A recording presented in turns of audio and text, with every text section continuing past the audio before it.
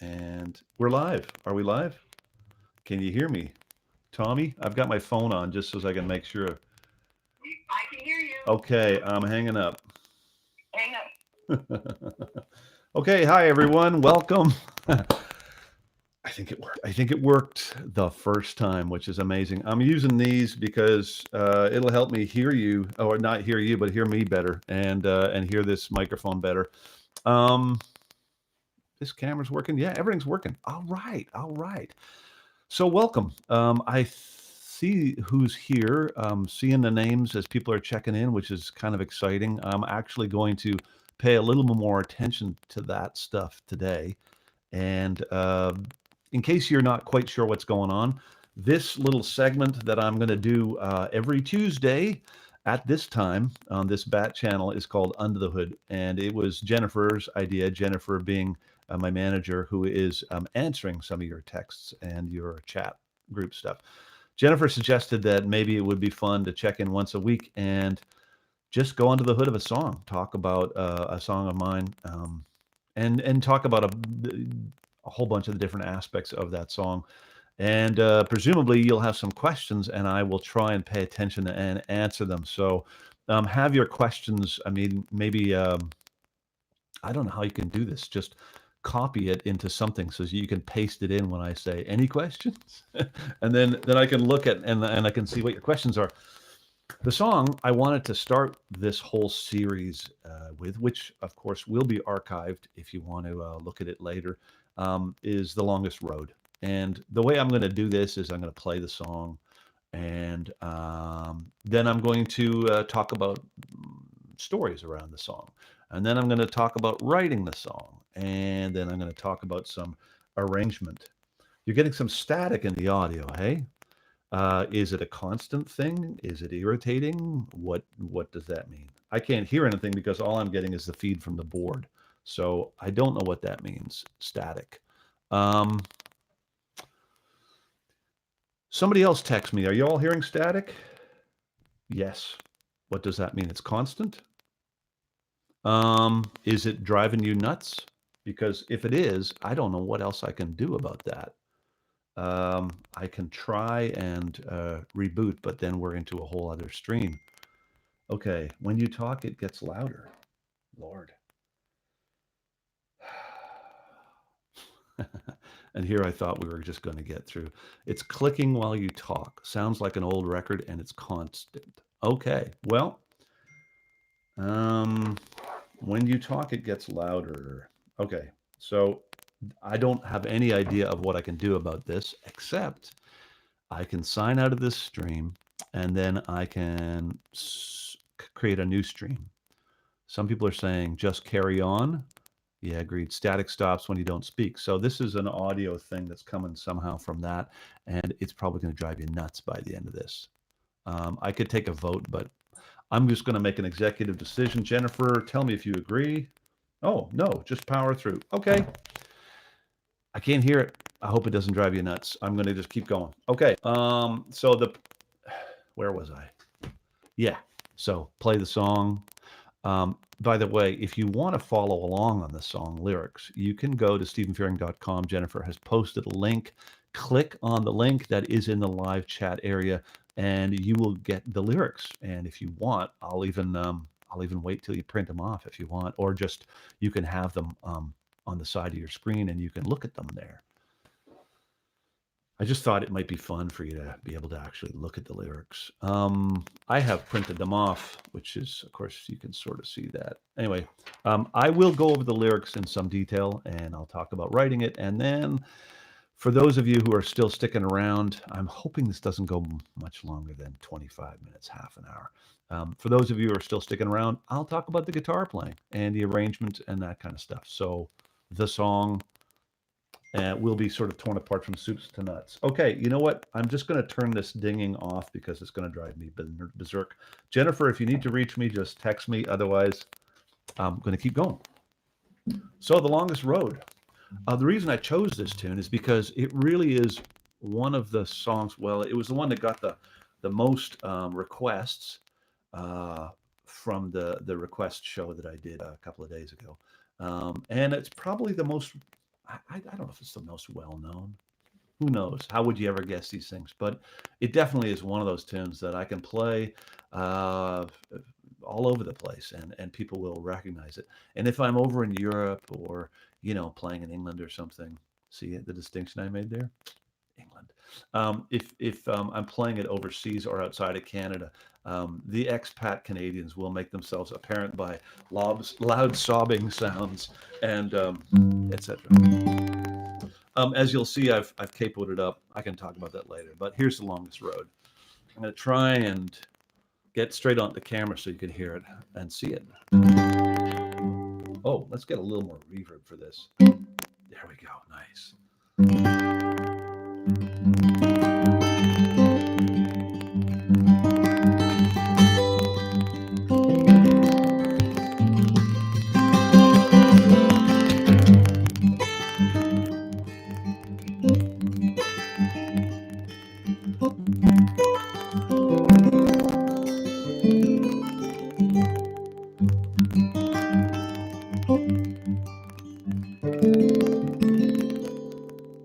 I'm standing at a window.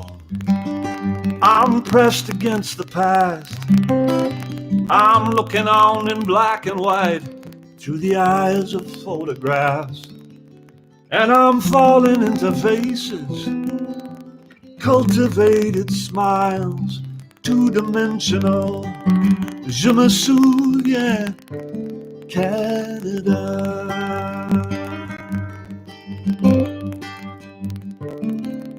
Out of Gastown in the morning, on a train in '69, into the arc weld of the rising sun, we left the coast behind. And the wheels rolled in a rhythm, and I heard in them for the first time the endless song of traveling out of Canada. Oh, Canada. The longest road I've known, paved with the kind of broken hearts that lead to broken homes. Looking backwards, I remember the cracks in all the paving stones and the distances I've traveled out of Canada.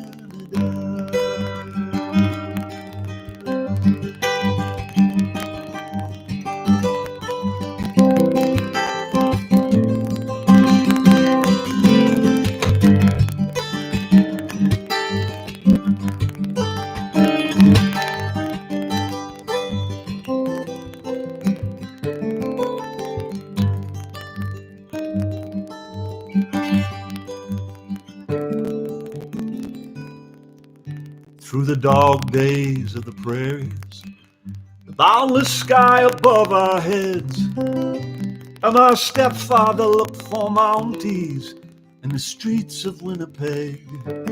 He told them that my mother's love had stole his heart away. We all stood there posed for Polaroids of Canada. Oh, Canada. The longest road I've known, paved with the kind of broken hearts that lead to broken homes. Looking backwards, I remember the cracks in all the paving stones and the distances I've traveled out of Canada. I awoke wrapped in my mother's arms on the docks of Montreal. The ship slid like Christmas and the moon a swollen ball. And when the sailors spoke of England, I'd never felt so small.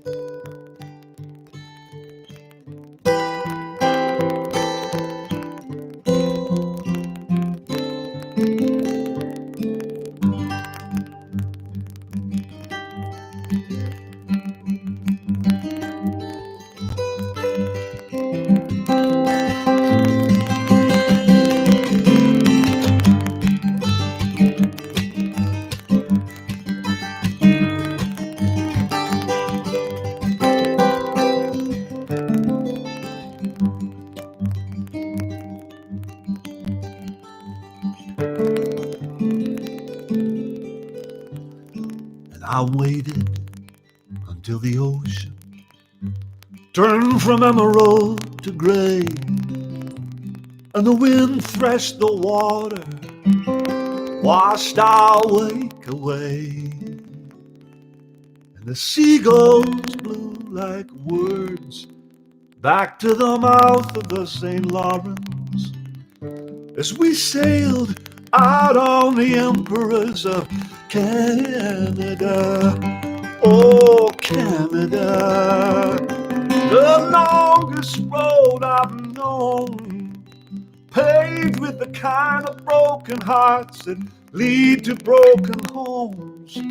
Looking backwards, I remember the cracks in all the paving stones and the distances I've traveled out of Canada. The first country of my youth, my heart was ever drawn to you, like a tongue to a broken tooth, in a world where everyone was always a leaving.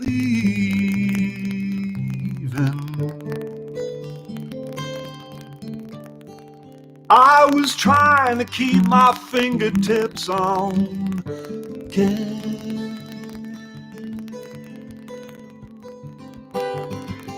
Canada.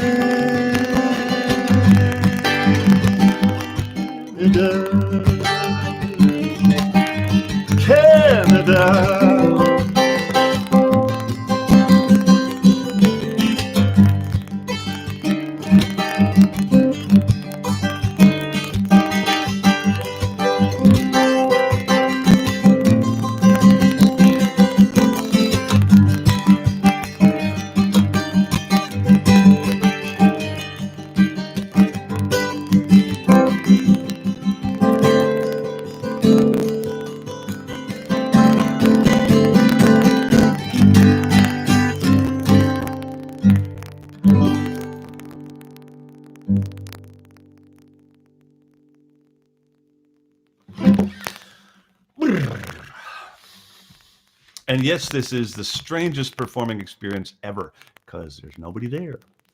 So thank you very much. The Longest Road. The song started, and I am seeing that you're, I've seen some of the questions. Oh, tuning, Willem, sorry. Willem, it's in drop D. And I will talk about that because drop D is kind of my go-to now. I seem to play everything in drop D. But anyway, the song started, the verse about the I'm standing at a window, I'm pressed against the past, I'm looking on in black and white through the eyes of photographs. Okay, so it started with a photograph. And the photograph, see, I grew up in Ireland. So I moved there when I was 6 years old. Actually, apparently I got my dates wrong on this song. When it talks about a train in 69. My mom claims it was 1970. It's 69 now. In 1969, my mom and my stepfather were married, and his idea, William Bloodsmith, his idea of a honeymoon was this epic trip. So my mom met William Bloodsmith at my uncle Rodney's wedding in Dublin, Ireland. So my parents divorced. A year passed, maybe two. I can't remember exactly. I was like 6 years old, but time passed. My mom went back to Ireland, where she was from, for my uncle Rodney's wedding. Brought my sisters and I with her, and that was the first time I'd been to Ireland. And I remember the plane trip. We flew. It was a prop plane. It was a big prop plane, but it was a prop plane nonetheless. It wasn't a jet. And we flew and stopped in Gander and refueled, and then hopped over the Atlantic.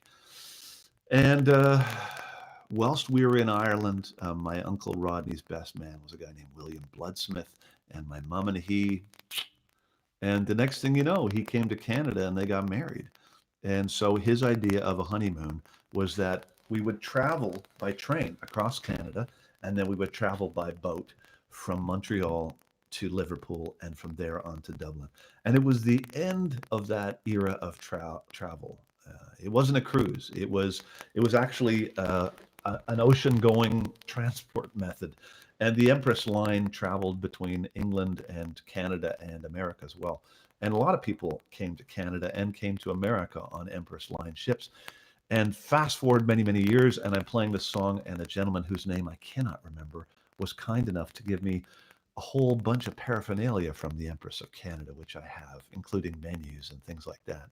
It was an amazing trip. It really was. I mean, I think I was 6 years old. That's what I am in the song, so that's what I was.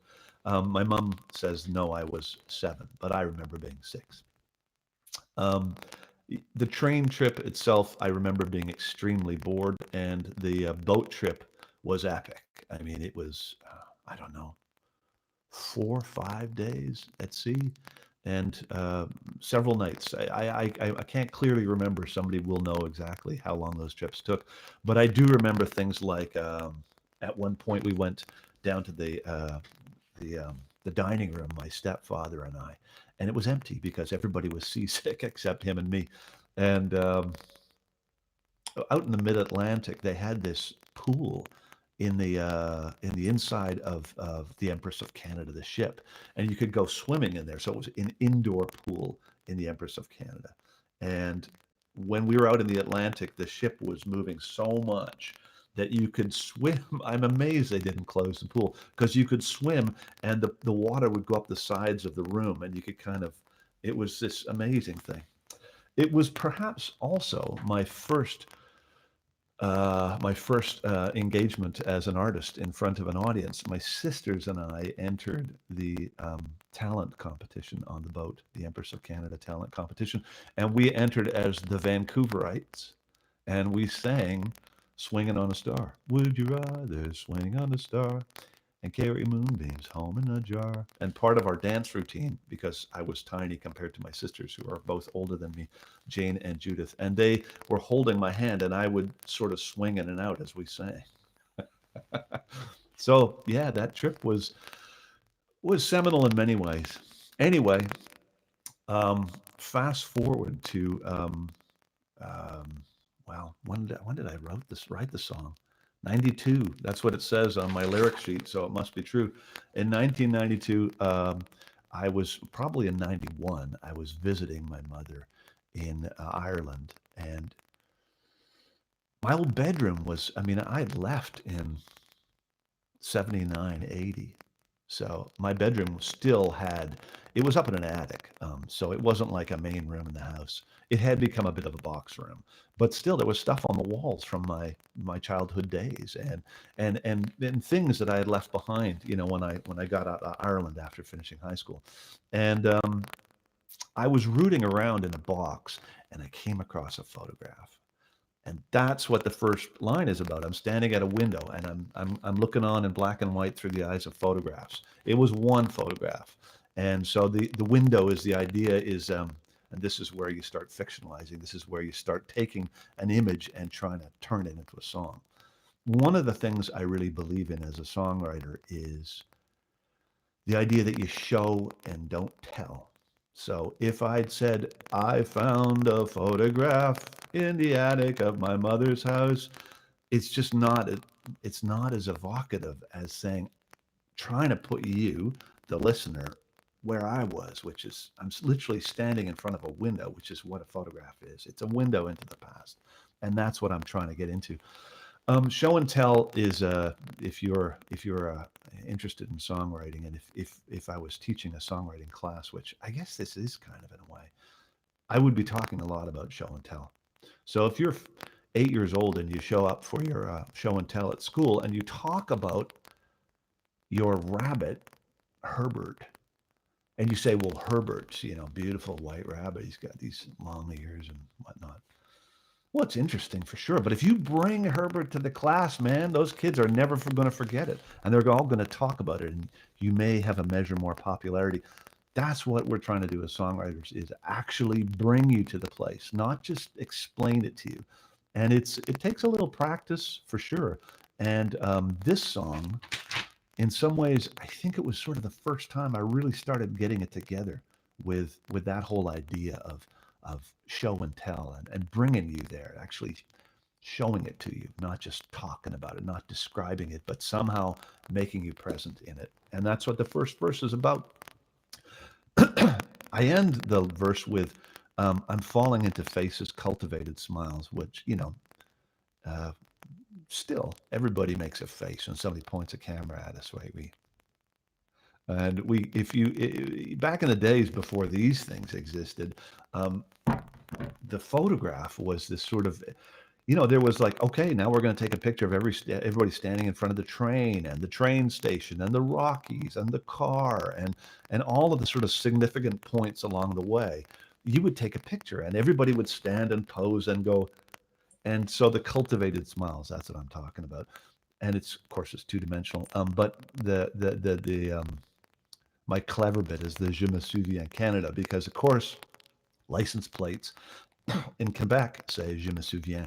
And the song kind of, the journey across Canada ends in Montreal, which is where we got on the Empress of Canada. So the train trip from Gastown all across ends up in Montreal. And so when I'm talking about Je me souviens Canada, I'm alluding to the fact that the trip ended in Canada. And also I'm talking about remembering Canada.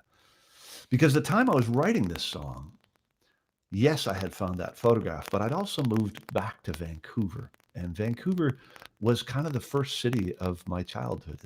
I have very vague memories of it.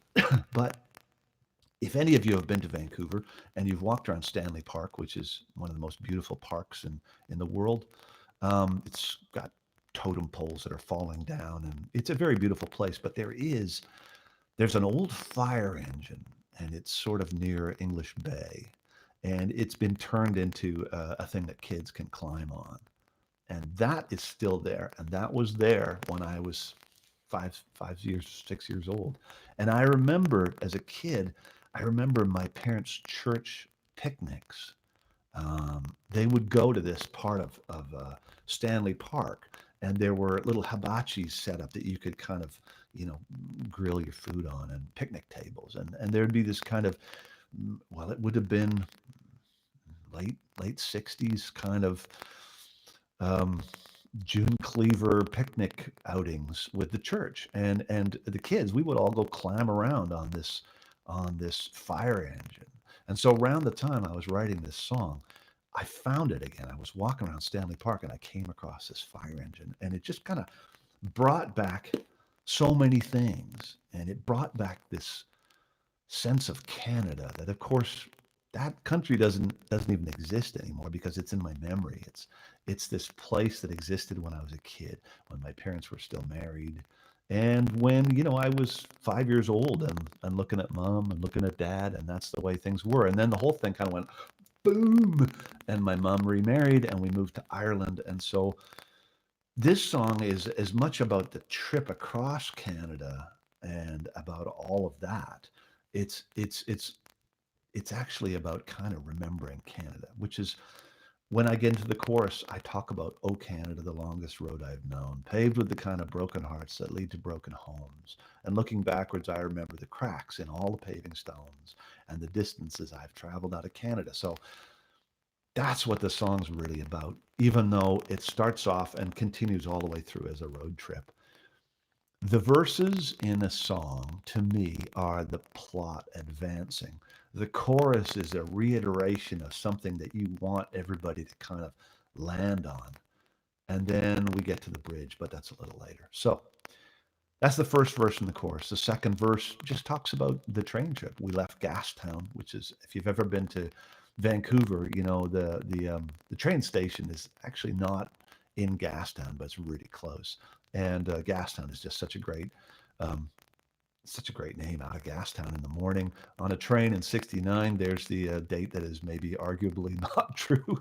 Into the arc, well, to the rising sun. So we're going from the west to the east, and the sun's rising in the east, and so the train going into the rising sun, and calling it an arc weld is just that kind of bright intensity of the rising sun. And the wheels rolling a rhythm, and I heard in them for the first time the endless song of traveling out of Canada. So that's the point where we sort of start getting into the idea that it's actually a song about Canada and my memories of Canada and this thing that is about my childhood and is not actually a road trip. Okay. Midpoint in the song, any questions? I read that the song was written for a Canadian songwriting contest. True? No, it's not. I think you might be getting that mixed up with an interesting thing, which I've talked about, which is when I've talked about this song, I've talked about Gordon Lightfoot's Canadian Railroad trilogy, which wasn't written for a competition, but it was a commission.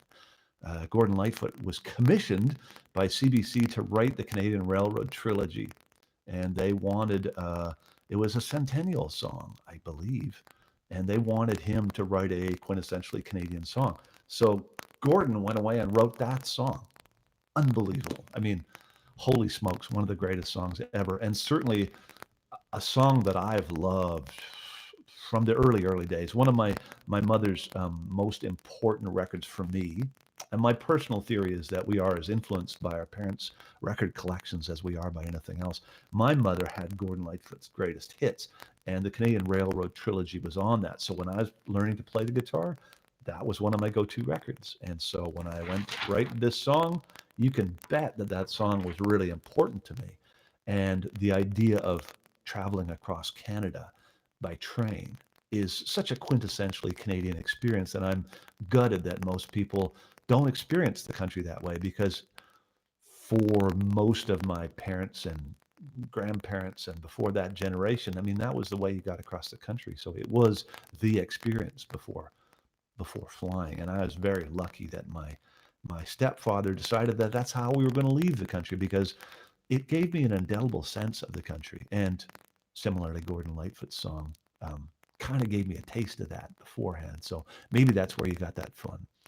You're curious, Willem, is it? It's Willem, right? Yeah. You're curious about the cracks and all the paving stones. So the idea, when I was a kid, we used to play this game, which was you could walk down the street, but you couldn't step on the cracks because it was bad luck. So the idea of the longest road I've known, paved with the kind of broken hearts that lead to broken homes. Looking backwards, I remember the cracks in all the paving stones. So all the places that we stood on, the cracks and bad luck happened. That's what it's alluding to my folks splitting up, and this tremendous upheaval and change that happened. So that's what that's alluding to. My biggest musical influence, Tara, I'll get to the alternate tunings, I promise. My biggest musical influence, Lord knows, I don't know. I couldn't really pin it down to one. I think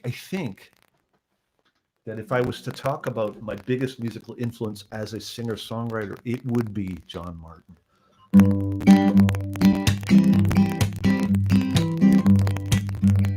That thing is John Martin.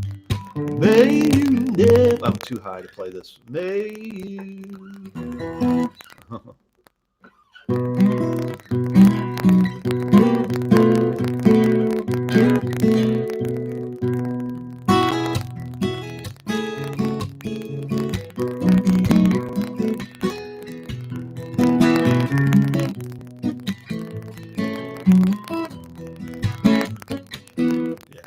Since I played it. May You Never. That's a John Martin tune. It's on Solid Air, I think.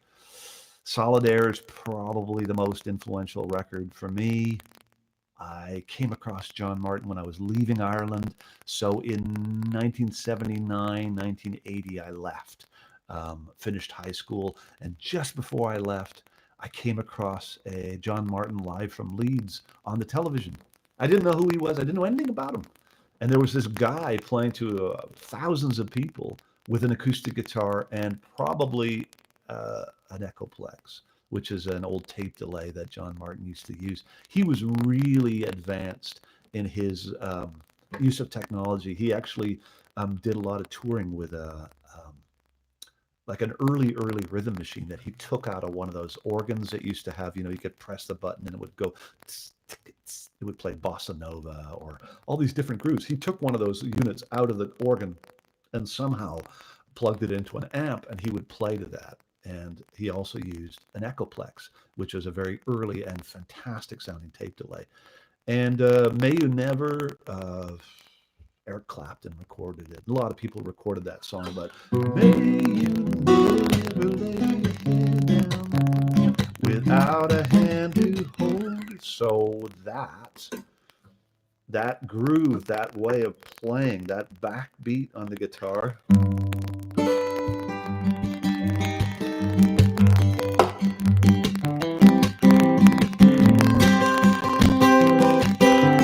That's John Martin's influence for sure. So I would say he's probably the most influential in terms of this whole kind of singer-songwriter. He got me out of that.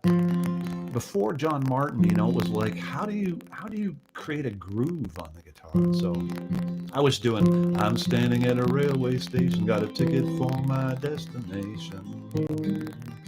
I was finger picking, which is fantastic and great. But John Martin,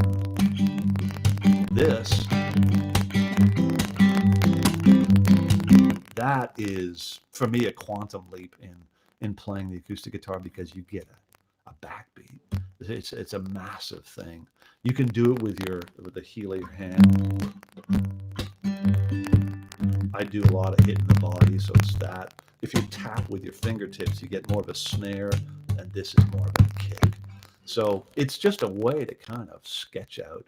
Because as a singer-songwriter with an acoustic guitar, like 6 strings, 5 fingers, 1 voice, like it's so minimal what you have, and yet you can do so much. That's why I love the guitar. That's why the guitar is sort of become certainly for my generation and the generation before, is kind of the most important instrument, the king instrument. Anyway, I could digress. You see, it's a very, very deep rabbit hole we're going down, my friends. So I'm going to take one more question. Have you ever recorded this song as a duet with other singers? My brother and I love singing your stuff together, and we're trying to play around with this one, looking for harmonies. I have not, but go for it. Rip that sucker apart and stitch it back together however you will. Years and years ago, I was going into a liquor store in Vancouver, and I came out, and there was a guy outside, and he was playing acoustic guitar, and he was playing one of my songs. Holy smokes, what a cool feeling that is. And it's amazing to hear yourself on the radio, yeah, but when somebody else has learned one of your songs and they're busking with it, then it's like, so, I chucked at least a quarter into his guitar case. Okay, so let me just keep going with the lyrics. Is the lyric thing okay? Is this good? Are you digging this? Jackie Burfield, when my dad was little and lived in Aurelia, him and Gordon Lightfoot were good friends. I have a picture of them fishing together. Lightfoot, honestly, he's one of the absolute humongous titans of songwriting, and he's still alive. But I predict that when Gordon Lightfoot goes on to the great gig in the sky, there'll be a lot about him, because he's Bob Dylan said Gordon Lightfoot is his favorite songwriter. Gordon Lightfoot is one of the absolute best, without question. Okay, so we've gone through verse 1 and 2, and we've gone through the chorus, and I've explained to you verse 1 and 2 kind of sets up what we're doing. We're on a train, and then we left Gastown, and then I go to the chorus, and I start talking about Canada, the longest road, and I'm giving a sense of a road trip. So we go to the next verse, and it's continuing the story. Now we've left the West Coast, and we're going across the prairies. And this is where that photograph comes in. Remember that photograph I told you about? The photograph, which is in that, I'm standing at a window, I'm pressed against the past, I'm looking on in black and white through the eyes of photographs, okay? So this is a specific photograph. And in the photograph was me and my 2 sisters, Jane and Judith, and my mom, and a very bemused-looking mounted RCMP officer in full, red serge with the hat and the jodhpurs and the boots. At least I think so. I haven't seen the photograph in a long time, but I know we were all in it, and there was this RCMP officer, and probably my dad was in it. But you know what? He may have been taking the picture of my stepfather, so he may not have been in it. Probably not. He may have given it to somebody and said, "Could you take a picture?" I don't. It doesn't matter. We were there. So what was happening was the train is going across the country, and as we stopped at stations along the way, this was the early days, right? You could actually drive, take a train right across Canada, and I think it must have been like a Tourism Canada thing. But we were met at some of these train stations by an RCMP officer. And it wasn't to arrest anybody or go through the train looking for, drugs. It was just like, hello, welcome to Canada kind of thing. And my stepfather, William Bloodsmith, who's Irish and had a very good Irish sense of humor, he would go up to these guys and he would point at my mother and he'd say, "Arrest this woman." And then when the RCMP officer would sort of go, why?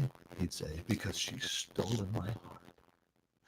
And my two sisters, who weren't really that enamored with my stepfather because he was trying so hard. And remember, we barely met the guy. We met him at this wedding of my uncle, and then he and my mother obviously had a passionate connection. And then suddenly he's appearing, and they're getting married, and so he was trying really hard.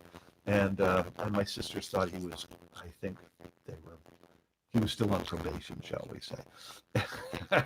And so when he'd say, "She's stolen my heart," it was just like, oh my God, this guy. I was sick, so what did I know? But somebody took a picture of us with this RCMP officer. And as soon as I saw that picture, I remembered that my stepfather would do this. And of course, this is years and years and years later, and my parents, my mother and my stepfather, that marriage didn't work out.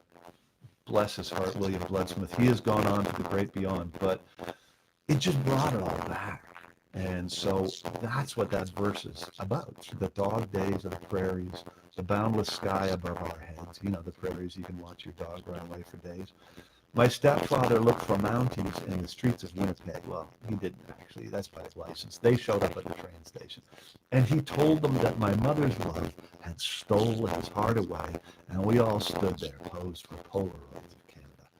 I don't actually know if it was Polaroids, but I think I was probably been listening to Paul Simon's Polaroids. They give us a bad. There's so much where you take a true memory and you shape it to whatever you want. So Polaroids. I don't have to. I've got photographs in the first verse, but I don't mention photographs until this verse, and I don't say photographs again. I say Polaroids. So sometimes you don't want to repeat the word photographs because it's boring. So say Polaroids or Kodak or Kodachrome or whatever it is you want to do. But find a different way. Show, don't tell. Show, don't tell. So I'm trying to put you in that place where we're all standing literally outside the Canadian, which was the train that went across Canada with the dome cars, and it's literally pulled into the station in Winnipeg, and some people are getting off, and some people are getting on, and we probably stopped for an hour and stretched our legs, and there was this RCMP officer walking around in his outfit, and my dad went up to him and said, "Arrest this woman," and somebody took a picture, and that was what I came across, and that's what started the whole song. More questions? We got noise? I don't have a battery in my mic. Huh. There's no battery in the mic. Is it bad? Is it really bad? I'm looking at texts. No, there's no battery. I'm unplugging headphones. Does that help? It's bad. Ah, God damn it. Okay. I don't know what to do. I can't unplug anything and there's no battery. I can try one thing. Turn your volume up.